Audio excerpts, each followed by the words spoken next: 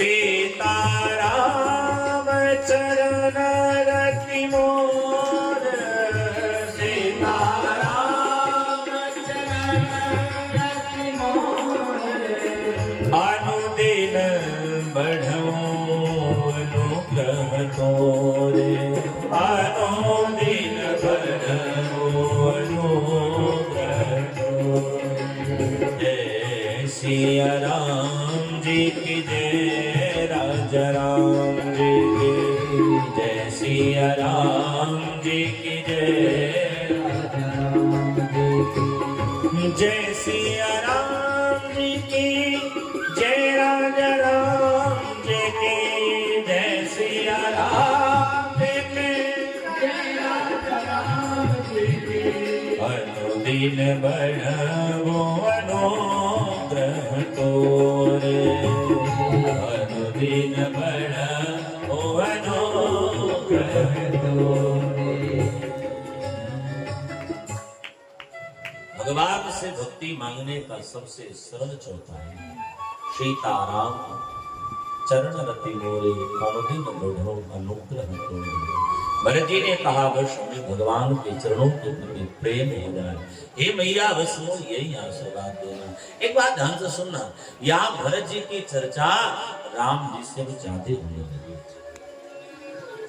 नगर के लोग कहते आहा भाई के प्रति अरे हम सब तो ऐसा समझते थे कि भरत के मन में कहीं कुभाव है, लेकिन भरत के मन में तो राम जी के प्रति सच्ची भाव।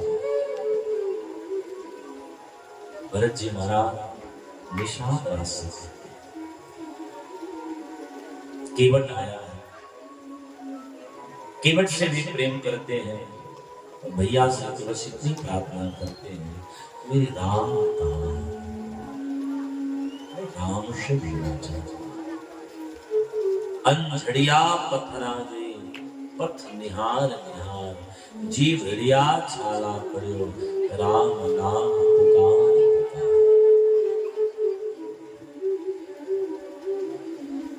यहां से भरत जी महाराज ना वो नंगी अपनी रथ की यात्रा नहीं करते, पैदल यात्रा करते, वो भी चरण में पादुका नहीं, चारों तरफ चिल्लाने भैया भैया।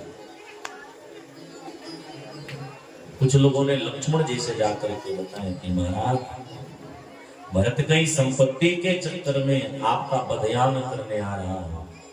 लक्ष्मण जी को थोड़ी रोष हुई, इसकी मां ने हमारे बड़े भाई की हद साथ की है और इसके भी मन का भाव नहीं रहा। राम जी के पास आए, राम जी हंसते, क्योंकि राम जी भरत जी के प्रेम को पहचानते थे, जानते। भरत जी महाराज भगवान के जब समीपस्थ गए हैं, तो भरत जी महाराज आज जैसे समीपस्थ गए हैं, वो भगवान के श्री चरणों में लीन गए हैं। आंखों से अश्रुपात होने लगे। राम जी बार बार भरत जी को उठाना चाह रहे हैं, पर भरत भैया उठना।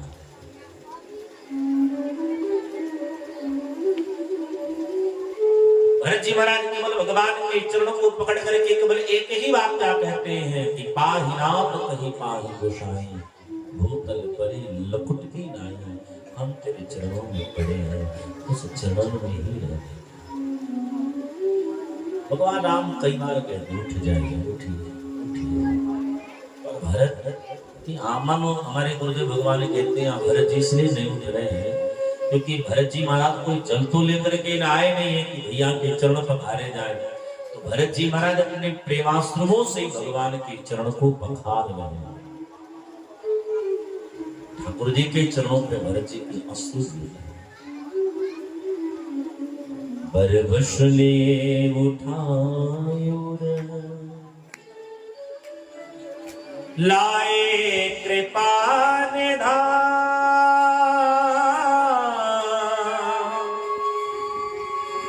भरत राम के मिलन लखे,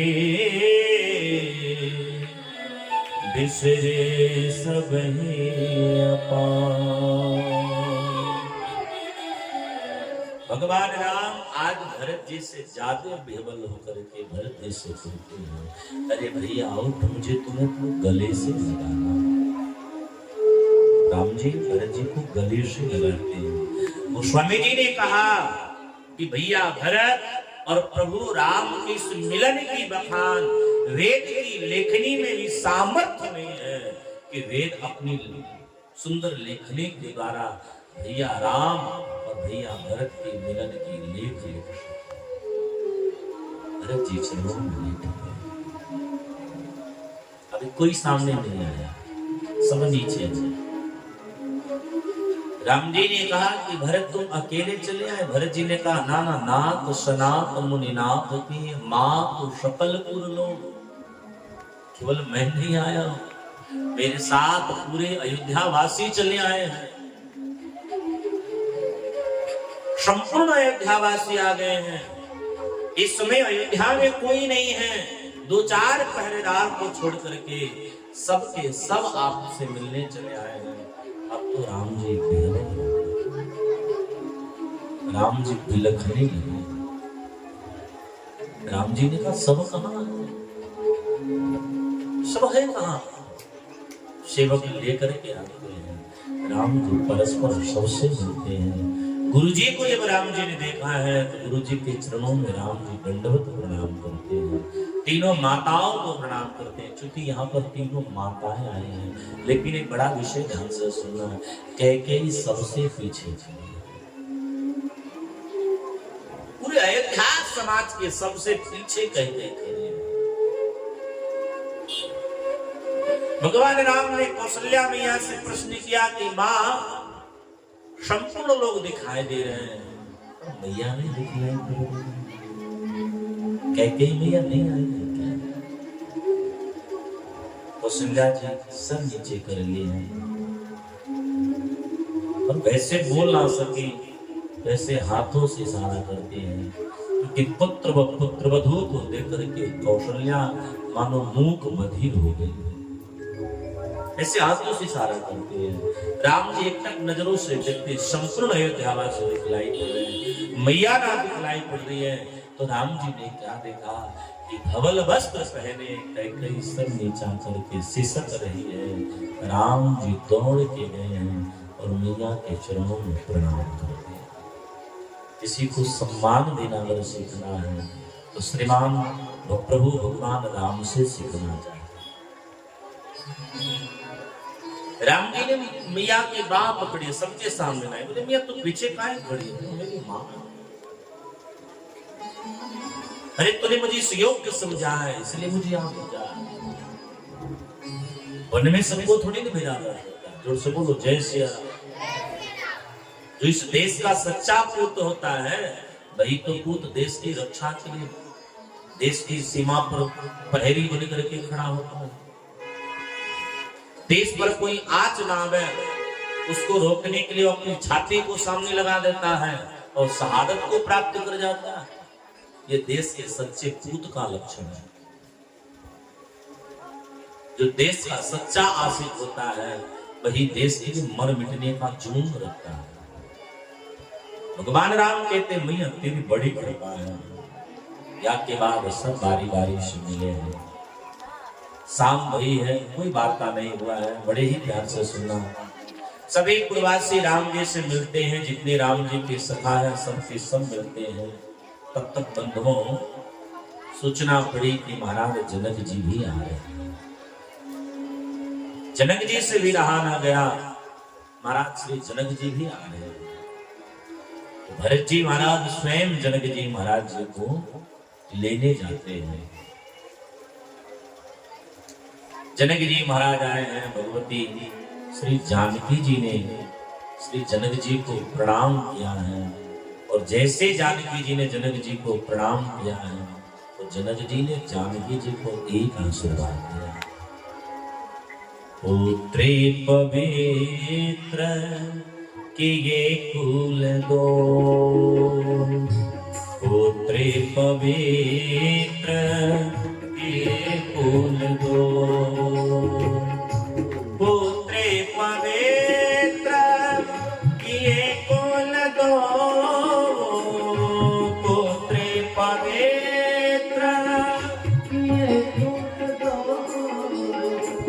सो जैसे धवल जगो कह सबको,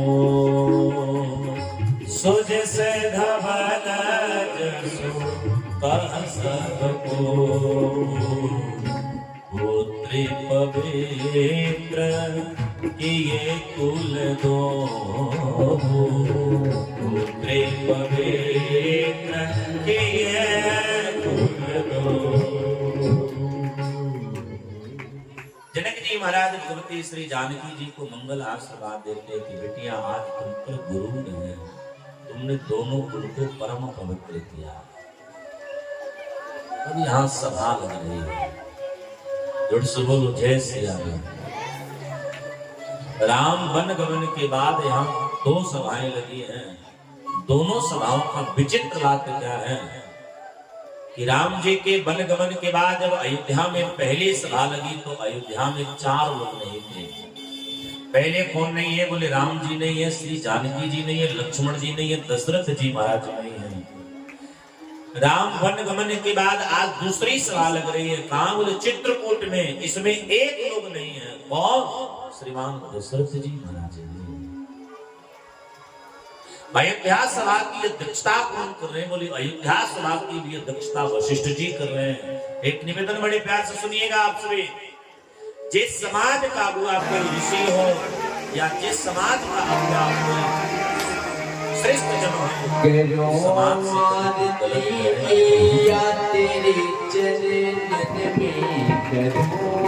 आज चित्रकूट में जो सभा लगी है इस समाज को श्रीमान वशिष्ठ जी महाराज। वशिष्ठ जी ने राम जी से कहा, हे राम, भरत जी तुमसे कुछ कहना चाहते हैं और मैं तुमसे एक ही प्रार्थना करूंगा कि आप भरत जी की बातों को थोड़ी विशेष तौर पर श्रवण करें। चूंकि ये केवल भरत जी की प्रार्थना नहीं है, ये संपूर्ण अयोध्या वासियों की प्रार्थना है। भगवान राम तो समझ गए कि भरत प्रार्थना क्या करेगा।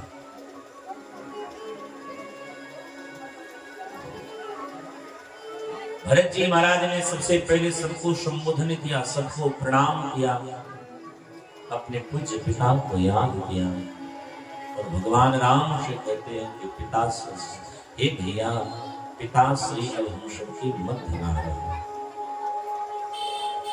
इस बात को जब भगवान राम श्रवण किए हैं तो भगवान राम रोने लगे। कौशल्या ने जाकर के राम को हृदय से लगाया।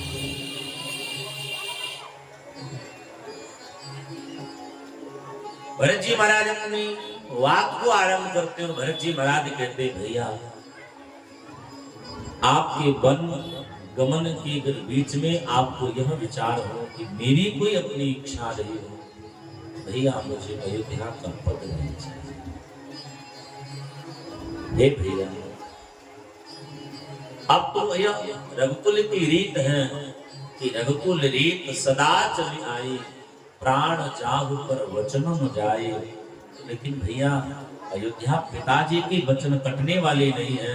एक प्रार्थना है कि आप अयोध्या के राज्य सिंहासन को देखो और इस के बदले में यह आपका छोटा भाई 14 वर्षों के लिए वनवास यात्रा करने को ये भाई के प्रति प्रेम है। राम जी राम जी ने कहा, भरत तेरी बात सुनते, कौन नहीं चाहता है कि जीवन सुख में व्यतीत हो, लेकिन दुनिया का सबसे बड़भागी पुत्र वह होता है जो अपने माता पिता की आज्ञा को पूर्ण करने के लिए अपना जीवन समर्पित कर देता है। और हम दोनों को आशीर्वाद मिला है। भरत भैया, एक मैं तुमसे प्रार्थना करूं, पिताजी ने हमें वन की यात्रा पर भेजा है तो मैं चाहूंगा कि मैं अपने पिता के वचनों को पूर्ण करूं। तो पिताजी तुझे अगर अवध के सिंहासन की यात्रा पर भेजा है तो मैं चाहूंगा कि तुम उस भाव में उनकी सेवा करो। हम दोनों अपने पिता के वचनों पर खड़े हैं। भरत जी ने कहा बात दो, राम जी ने कहा कहो। भरत जी ने कहा लेकिन भैया मेरी एक बड़ी समस्या है, मैं तो तुम्हें अपना पिता और जानकी जी को अपनी मां मानूंगा। मेरी दृष्टि से तुम मेरे पिता और मैं अपने पिता से प्रार्थना करने आया हूं, क्योंकि नीति कहती है कि कई बार बड़े बुजुर्गों को भी अपने बच्चों की बात थोड़ी सुन लेनी चाहिए। तो भैया मैं प्रार्थना करूंगा कि तुम भी मेरी बात राम जी गुरु जी की तरफ देखा। राम जी ने गुरु जी की तरफ देखा, गुरु जी सर नीचे कर बैठे। तब राम जी ने कहा भरत एक तुमसे प्रार्थना करूं, यह दुनिया हमको लोभी कहेगी, ये दुनिया हमको स्वार्थी कहेगी, और तुम क्या यह चाहते हो कि तुम्हारे भाई को दुनिया स्वार्थी करे? भरत जी ने कहा इसमें स्वार्थ का क्या मतलब है? तो राम जी ने कहा दुनिया कल होकर के यही कहेगी कि राम अपने स्वार्थ को सिद्ध करने के लिए निश्चल भाई भरत को 14 वर्षों के वनवास का सजा दे दिया, अयोध्या का राज लेने की चक्कर। हे भैया भरत अब यह बन ही हमारी अयोध्या है, 14 वर्ष पिता की आज्ञा ही हमारी सिंहासन है, 14 वर्ष तक पिता की आज्ञा पालन करना ही सबसे बड़ी हमारी राजनीति है। इसलिए भैया हम प्रार्थना करेंगे कि तुम समस्त पूर्ववासियों के साथ अपनी मंगल अयोध्या को चले जाओ। 7 दिन सभाएं लगी हैं, प्रत्येक दिन सभा का केवल एक बात होता था कि राम जी अयोध्या जाए, भरत जी मर जाए। इस सभा में बारी बारी सब लोग अध्यक्षता किए हैं। आज आखिरी दिन की सभा लगी है और इस सभा की अध्यक्षता श्रीमान जनक जी महाराज करेंगे। आज जनक जी को अध्यक्ष बनाया गया।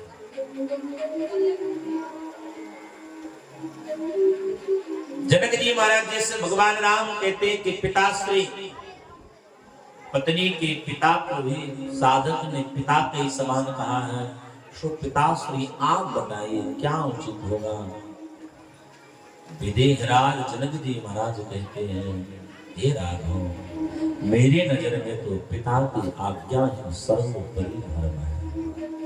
हर पुत्र के लिए धर्म है कि पिता की आज्ञा का पालन सर्वोपरि समझ करके।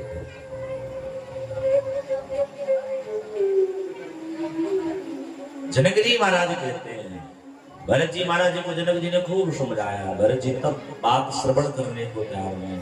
जनक जी ने कहा कि हे राम आप इस भरत को आदेश करिए कि अब यह भरत करें क्या?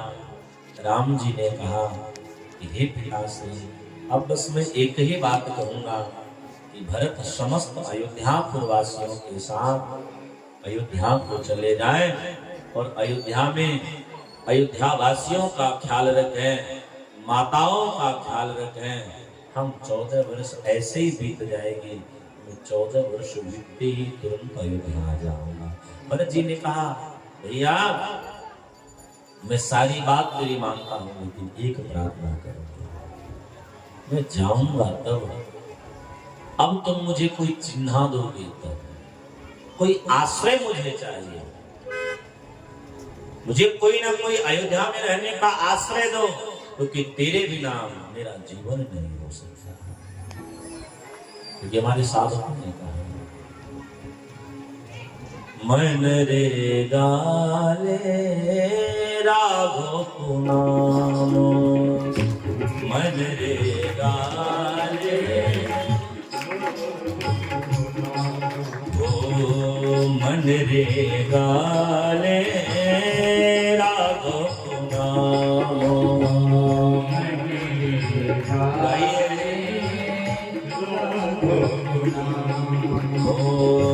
राघव को नाम, राम को नाम, राघव को नाम, मन रे गाले राघो पुनावा।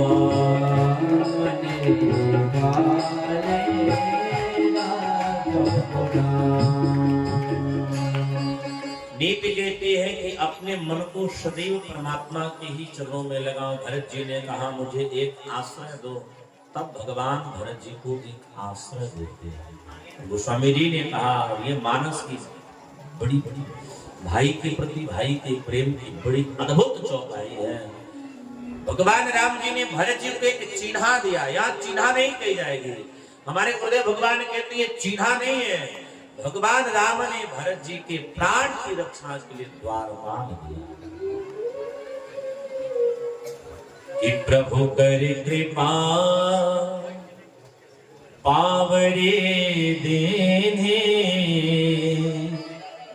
सादर भरत शीस धर लेने। चरण पीठ करुणा निधान के जनु झुक जामिक प्रजा प्राण के।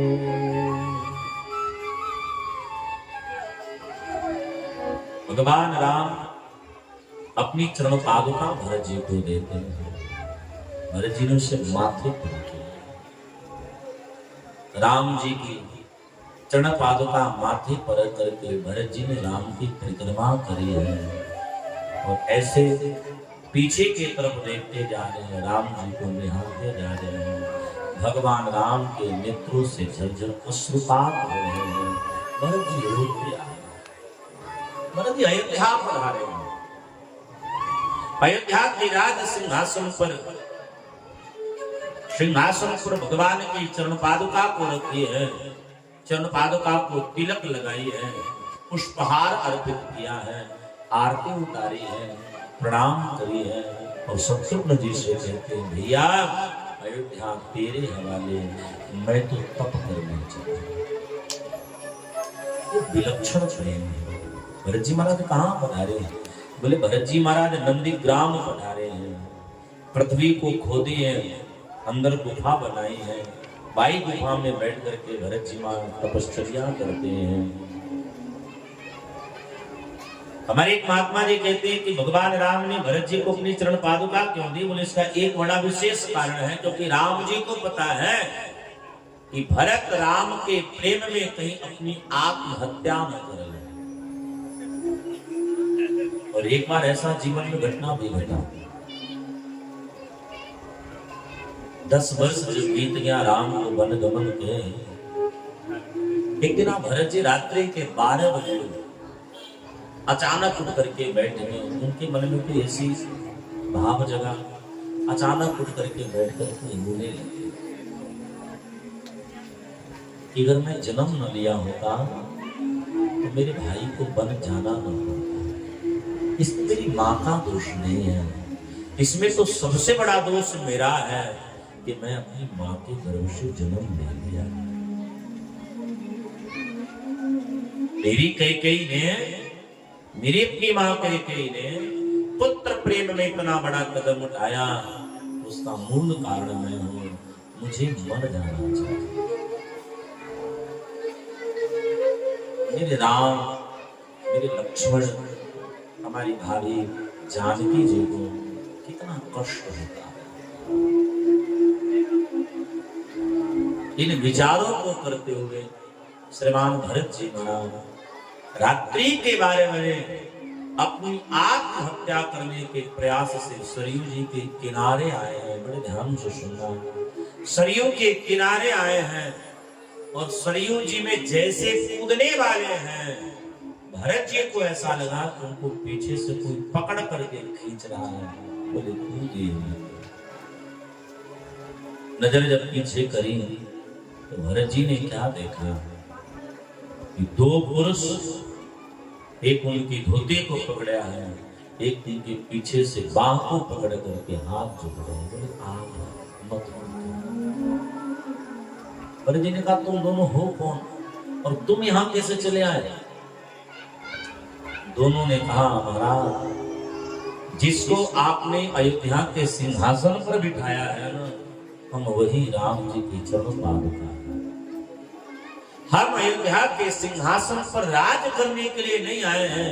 प्रभु ने हमें आदेश किया है कि हम दिन रात आपकी देख करें, क्योंकि आप राम वियोग में कब अपनी प्राण त्याग दोगे या आपको ही नहीं पता है।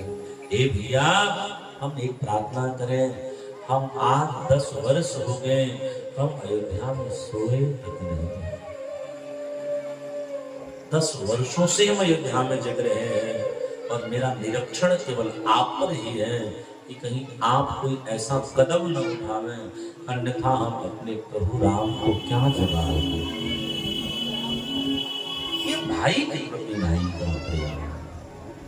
भगवान राम कुछ दिन तक मंगल रहे हैं जनकपुर में। हो चित्रकूट में पुनः भगवान राम मन में विचार की कि अब यहाँ नहीं रहना चाहिए, क्योंकि साधु को और ऐसे सन्यासियों को एक जगह ज्यादा दिन ठहराव नहीं रहना चाहिए। जोर से बोलो जय सिया राम।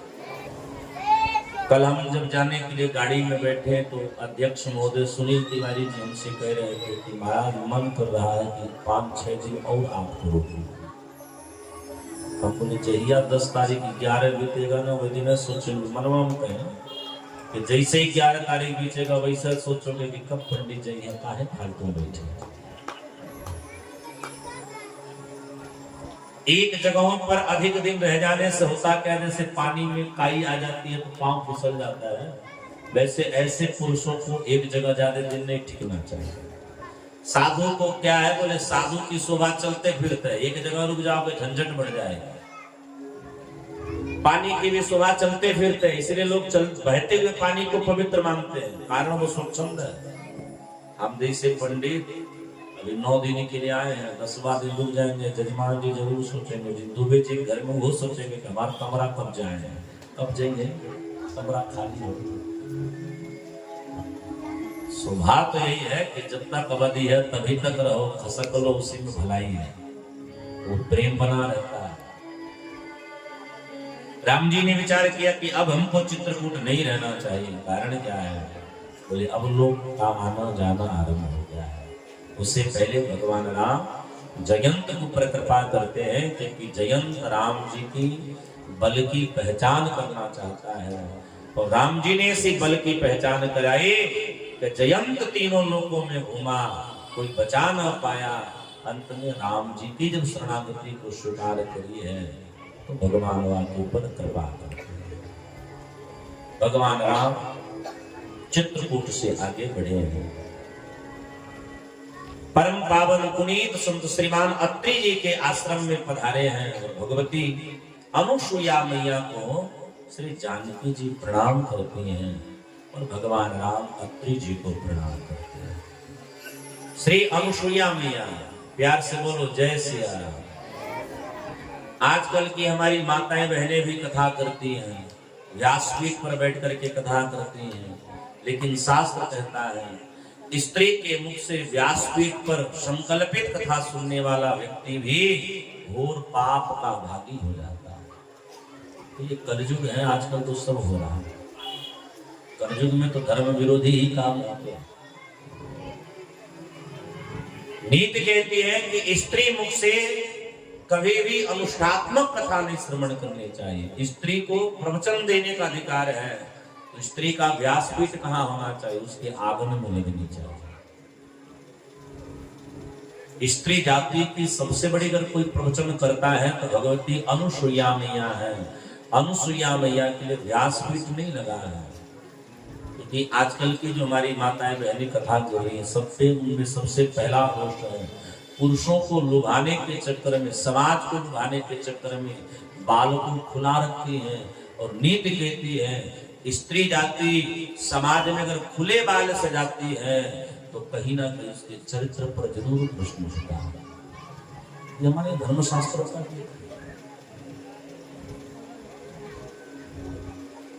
अनुसुईया मैया ने भगवती श्री जानकी जी को मंगल ज्ञान दिया। ज्ञान कैसा दिया है स्त्री का सबसे बड़ा ज्ञान, गौर से सुनना, आपकी स्त्री बहुत पढ़ी लिखी हो इसका मतलब यह नहीं कि बहुत अच्छी है। आपकी पत्नी बहुत सुंदर हो इसका मतलब नहीं कि बहुत उत्तम स्त्री है। आपकी स्त्री बहुत ज्यादा, आजकल तो माताएं भी काम करती हैं, काम करो खूब करो।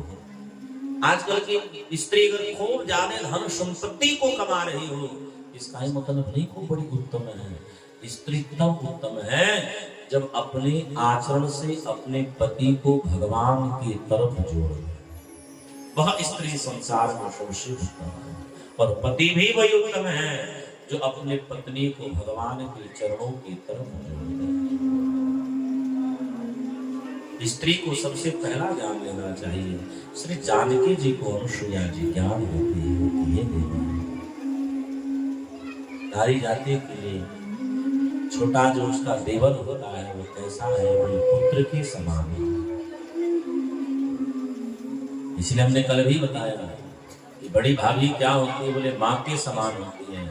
देवर क्या होते हैं, बोले पुत्र के समान होते हैं। स्त्री का एक धर्म है, माताएं बड़े ध्यान से सुनिएगा, बात कड़वी है पर सच्ची है। आप दुनिया भर के जितनी भी तीर्थ व्रत कर लो, आप दुनिया भर में जितना जप तप कर लीजिए, आप दुनिया में जितनी कथा आदि श्रवण कर लीजिए, लेकिन अगर अपने पति के प्रति आपका प्रेम न बढ़ा तो समझना सब बेकार है। लेकिन आजकल की माताएं बड़ी होशियार हो गई, साल भर पति को जीने नहीं देती, एक दिन मरने नहीं देती। साल भर किच किच किच किच करके जीने नहीं देंगी और करवा चौथ के दिन मरने नहीं देती, जिस दिन जिलाई देती। स्त्री के लिए सबसे बड़ा धर्म है, बड़े प्यार से समझना। स्त्री का प्रथम भगवान कौन है, बोले स्त्री का प्रथम भगवान उसका पति है। स्त्री का प्रथम धर्म कौन है, बोले स्त्री का प्रथम धर्म उसका पति है। स्त्री की प्रथम पूजा क्या है, बोले नारी जाति की प्रथम पूजा ही उसका पति है। इसलिए दुनिया को रिझाने के चक्कर में मत पड़ो, अपने पति को रिझाए रहो कि जब पति रिझा रहेगा तो परमात्मा तो उसे एक न एक दिन रीझ अवश्य जाएगा। पति के अलावा अगर किसी को रिझाना हो तो बस गोविंद को रिझाओ, उस ब्रह्म को रिझाओ, क्योंकि दुनिया वालों को रिझाओगे तो फिर चक्कर ही है। इसलिए हमारे शास्त्रों में कि जगत के रंग क्या देखो, जगत के रंग क्या देखो, तेरा दीदार काफी है। जगत के रंग सब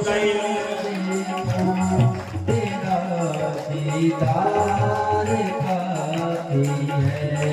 जगत के रंग क्या देखो, जगत के रंग क्या देखो, तेरा दीदार काफी है।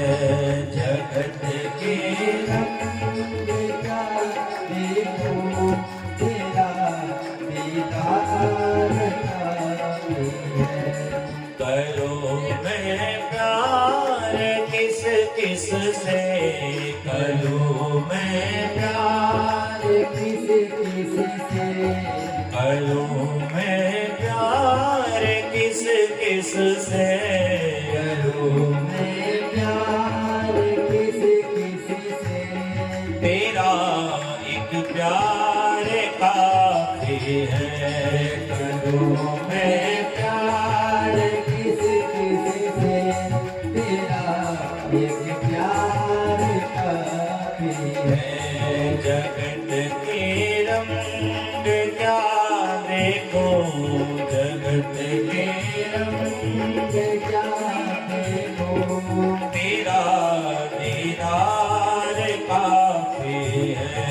तेरा दीदार काफी है।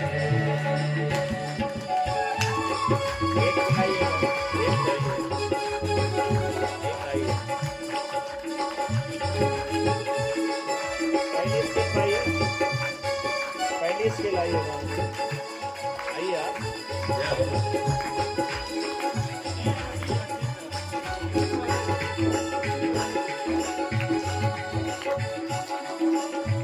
करूं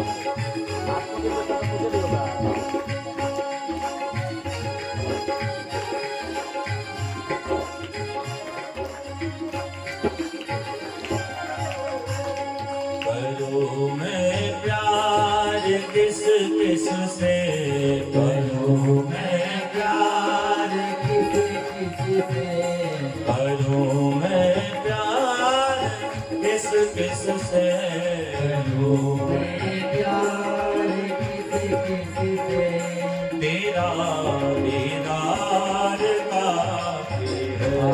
करूं मैं प्यार किस किस से, तेरा बस प्यार काफी है, तेरा दीदार काफी है, तेरा दीदार काफी है।